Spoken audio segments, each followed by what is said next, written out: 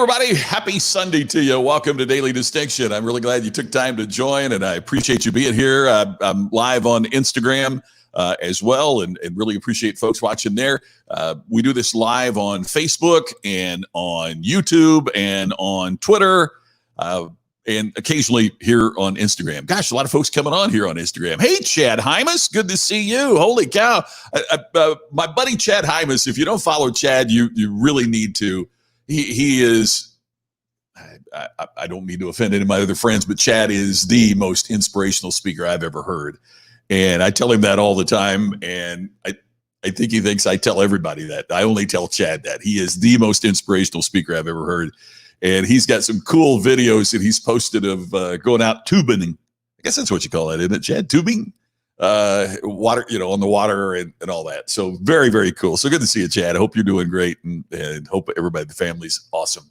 And how's everybody doing today? I'm sorry I wasn't here yesterday. Matter of fact, I still got the logo of the group I was speaking with yesterday, a mastermind program on Mindshare. And thank you to JJ Virgin for allowing me the privilege of being a part of that. It was an absolutely mountaintop experience. It's the single best experience that I've had in a virtual format, and it was just extraordinary. What she and Carl, her partner in this project, have done is really, really incredible, and the value that they are bringing is just extraordinary. So the privilege of spending 3 hours with those folks talking about creating distinction. Hi, Synth, good to see you. Thank you for being here. The privilege of working with those folks and spending 3 hours with them talking about creating distinction was really, really extraordinary. It was really great. So, hey, Cheryl, always great to see you.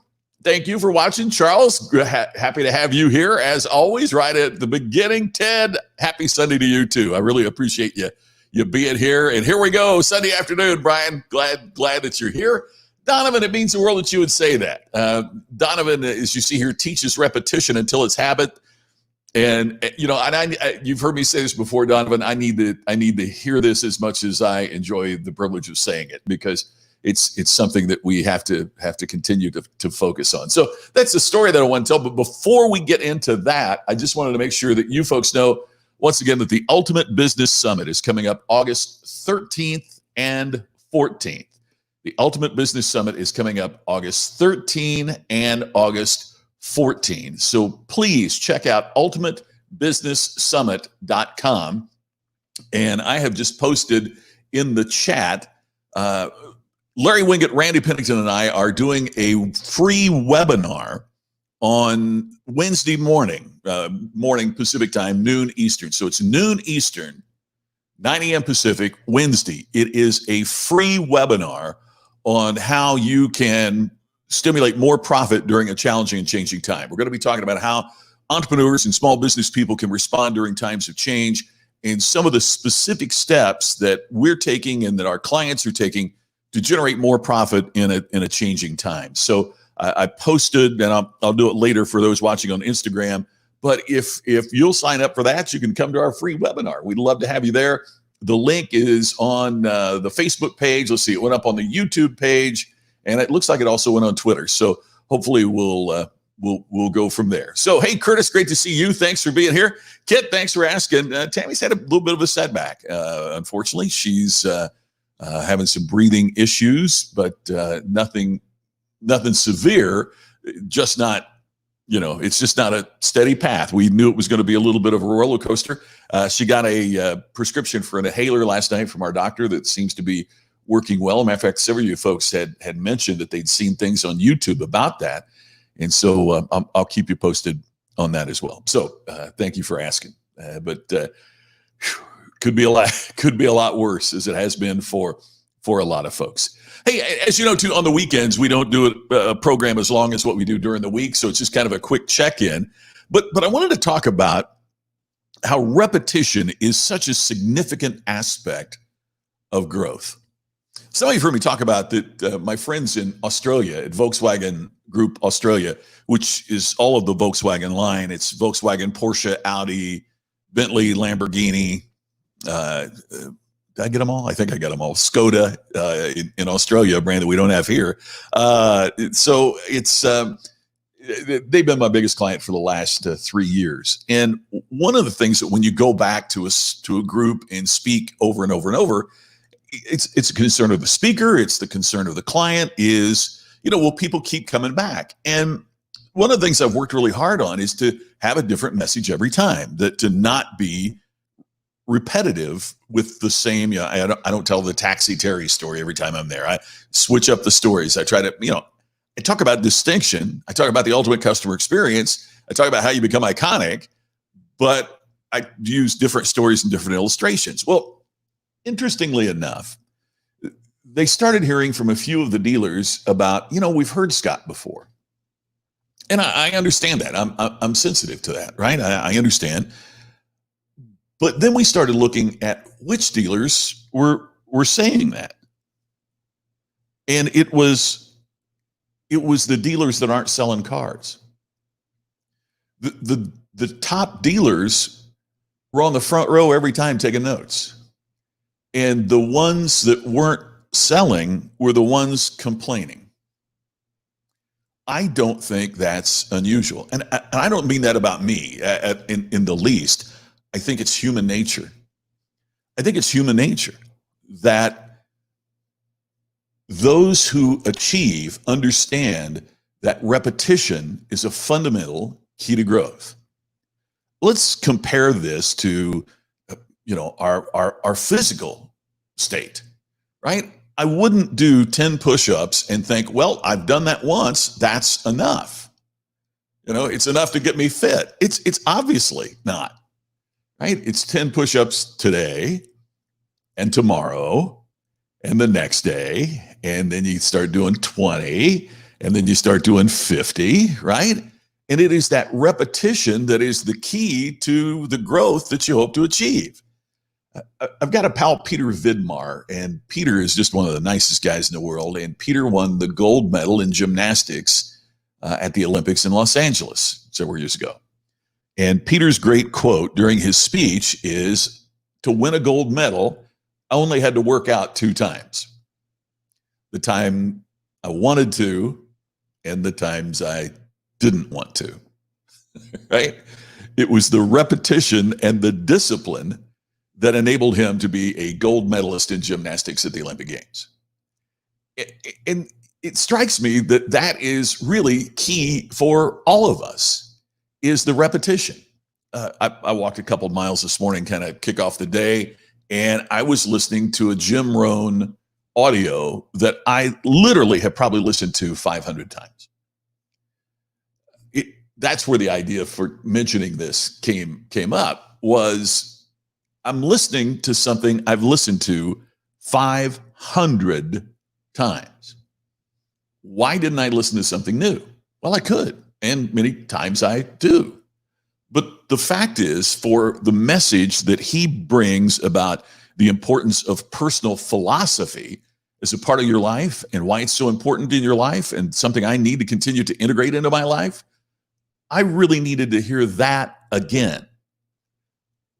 So many times we move on to new things, and not that we don't need that. Please don't misunderstand me. But sometimes we move on too quickly. An example that Jim Rohn used that struck me today, and it's funny how you can hear things so many times and then you hear it again and there's something about it, a twist about it. But he talked about the farmer that planted the crop, and right before harvest, a hailstorm comes along and devastates the crop.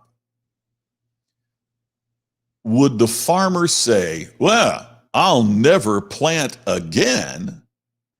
Or would the farmer take his or her lumps and say, next year it'll be better? And of those two philosophies, which one has the greatest chance of success? And it's obviously when we keep going back again and again. Kit, you're so right. Kit says we have to hear things many times before they burn their way into our brain. Yeah, and you're exactly right. And I'll piggyback on that. It's amazing, too, how sometimes we hear things over and over again, and then there's just something about it that one particular time it strikes you in a way that it hadn't before. Ted, there's some debate on this. Ted asks, and the reason I repeat this, by the way, is the folks on watching on Instagram can't see it. Ted Stark writes, what's the number of repetitions? 21 times to create a new habit? There's been a lot of debate about that, Ted.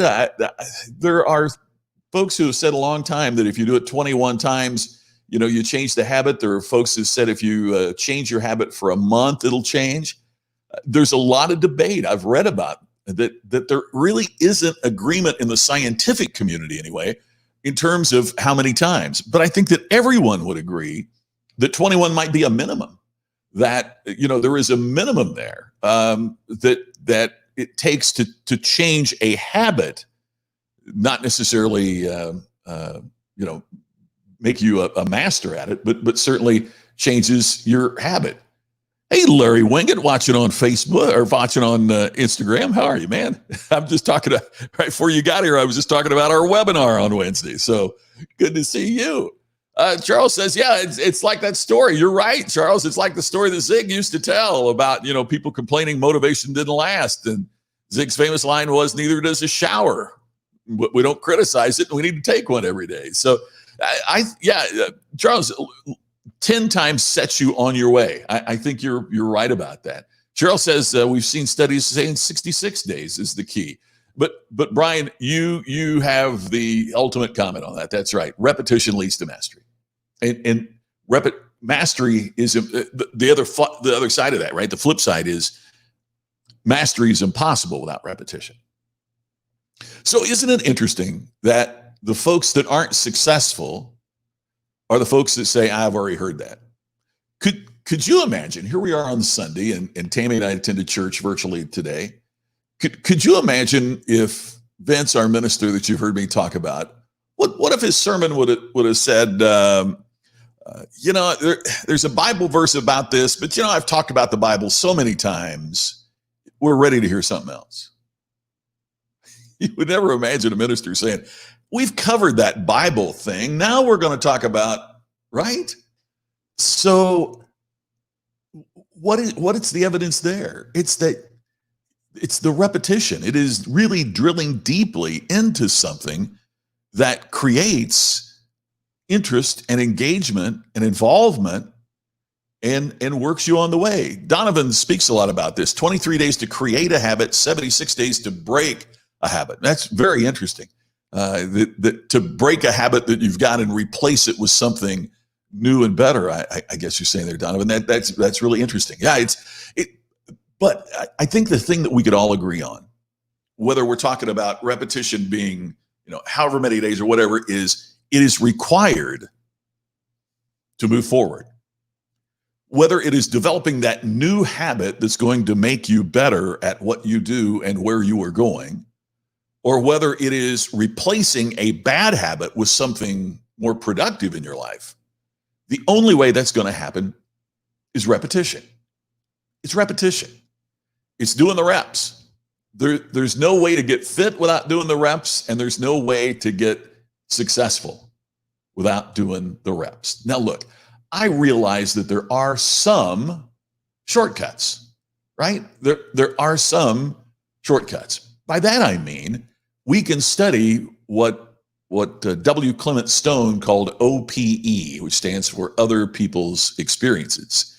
And you can see where other people might have failed as they tried to do something, and you can avoid those mistakes. Or you can see exactly what they're, you think about if you want to look like Arnold Schwarzenegger, one great way to look like Arnold Schwarzenegger is to figure out what his workout was and then do it.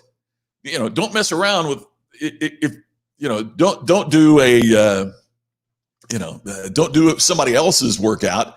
If you want to look like that, do that workout and it will help you look like that, right? Not saying that there's other things involved. I realize genetics and nutrition and all that. But what I'm saying is you could learn from his experience and not wait on that. But the critical factor here is we can use other people's experiences as a way to shorten the learning process, but the repetition is still required. The repetition is still required. Yeah, Mike, I mentioned that earlier. That's part of what I was trying to do, is to take the same core and then tweak the repetitive message, right? And also to shift and change based upon their needs and styles. Yeah, you're exactly right. And that's But my point was that I just found it interesting that the really successful folks wanted to hear it again and sat on the front row. And the folks that weren't successful were the ones that were complaining about, hey, we need to do something different. Here's something different. And they were sitting on the back row. And it wasn't about me and it wasn't about my message. It was about the philosophy, which, by the way, was what I was listening to about Jim Rohn speaking today, is the philosophy. How do you change your philosophy? Because that is the cornerstone. That's what governs. In the book I've got coming out, by the way, we're meeting with the publisher this week to figure out exactly when it's going to be, and I'll pass that along. But that's part of what I talk about, is that philosophy is the foundation of the customer experience. Philosophy is the foundation of your business. And philosophy leads to strategy, and strategy leads to tactics, and the tactics deliver the experience. But if anything in that chain is incorrect, if the philosophy is that somebody else will take care of the customer experience, then everything else breaks down. It's got to be grounded in what your philosophy is. And if your philosophy is, I don't need to repeat this, then everything else breaks down. If the philosophy is, I've always got to hear something new. Now, don't get me wrong. We do need to hear new ideas and new concepts and new things, but not ignore also what's worked. To hear it again, hear it again, hear it again. Charles, the folks who show up on church at Christmas and Easter complain about the exactly. We heard that manger story in the wise men last year. Don't you have another story this year? I love that.